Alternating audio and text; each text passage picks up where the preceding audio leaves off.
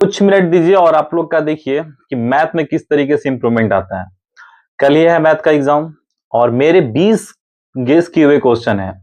मैं वादे के साथ कह रहा हूं कि 20 में से कम 12-13 क्वेश्चन वहां एग्जाम में आपको सेम टू सेम या फिर वही क्वेश्चन देखने को मिलेंगे। ध्यान दीजिए, पहला को बताएं हम कि माद, मादिका, बहुलक और परिसर। ये छोटा वाला भी आपको ध्यान देना है बाबू, और इसका बड़ा वाला भी, ठीक है ना।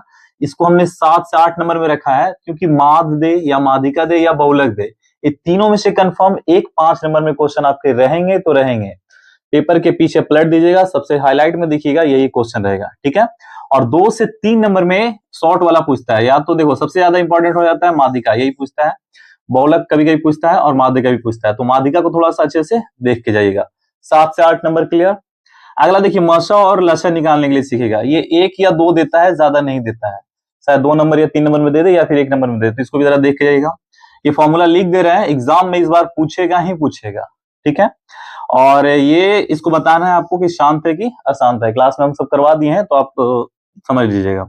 फिर एक क्वेश्चन मेरा गेस क्या हुआ, ये है कि द्विघात बहुपद x का ज्ञात है जिसका शून्यकों का योग दिया हुआ है 3 और शून्यकों का गुणनफल दिया हुआ है -1, ठीक है ना। तो इसको सॉल्व कर लीजिएगा, ये भी एग्जाम में पूछेगा। एक भागा देगा, चाहे तो ये हूबहू दे या तो फिर कुछ अलग दे दे, ये मेरा गेस किया हुआ है, या तो फिर भागा एक देगा ही देगा नेसेसरी, और एक इक्वेशन सॉल्व करने के लिए आपको देगा। मेरा गेस किया हुआ ये है, शायद चेंज भी कर सकता है, तो आप लोग पैटर्न को समझ के जाइएगा, ठीक है।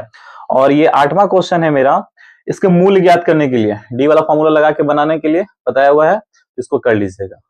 20 क्वेश्चन में से कंफर्म है कि 12 से 13 क्वेश्चन सेम टू सेम, और नहीं तो फिर इसी टाइप के रहेंगे।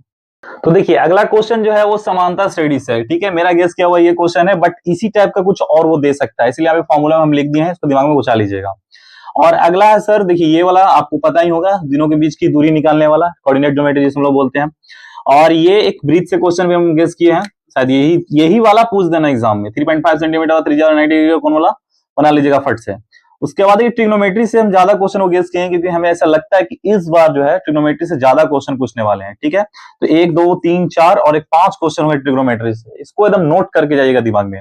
और एक चीज और हम यहाँ पे बोल रहे हैं कि ट्रिग्नोमेट्री का जो ये फॉर्मूला है 30 60 45 90 वाला, इसको रट के जाना बाबू, ये ऑब्जेक्टिव में देगा। साइन 30 का मान कितना होता है, कॉसेक 60 का मान कितना होता है, बहुत इंपॉर्टेंट है। चलिए आइए, अब देखिए सबसे इंपॉर्टेंट हो जाता है, एग्जामिनर कुछ भी भूल जाए लेकिन ये जो क्वेश्चन इसको डालना कभी भूलता ही नहीं है, चाहे यही क्वेश्चन रहे या तो फिर इसी टाइप का रहे, आपको सिद्ध करने के लिए रहेगा ही रहेगा। एक क्वेश्चन हमें ऐसा लग रहा है कि पाई क्या है, तो बच्चे लोग गलती करके आएंगे सर 22/7 होता है तो परिमेय संख्या है। नहीं बच्चों लोग, इसको आप मार्क आइएगा अपरिमेय संख्या है, ठीक है। और ये वाला तो आप लोग को याद कर ही लेना है, बात जगह फॉर्मूला भी आपको याद ही कर लेना है। थेल्स पर में विलोम देख लेना अगर टाइम मिले तो, नहीं तो फिर हमें नहीं लगता उतना ज्यादा, लेकिन ये दे सकता है। हाइट एंड डिस्टेंस का क्वेश्चन यहाँ पे नहीं हटता बाबू, तो इसीलिए हम बता रहे हैं कि भारती भवन का बुक है आपके पास मैथ वाला, उसमें क्वेश्चन नंबर 13 का सेकंड और 16 का सेकंड सॉल्व करके जाइएगा। उसके बाद ये हमें लगता है कि शायद इस बार एग्जाम में दे दे, और ये वाला तो रट ही के जाइए।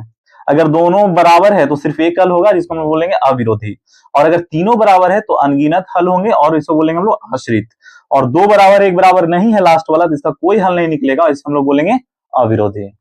तो आप लोग सब प्रैक्टिस करके जाइए और एग्जाम में अच्छा परफॉर्म कीजिए। Best of luck.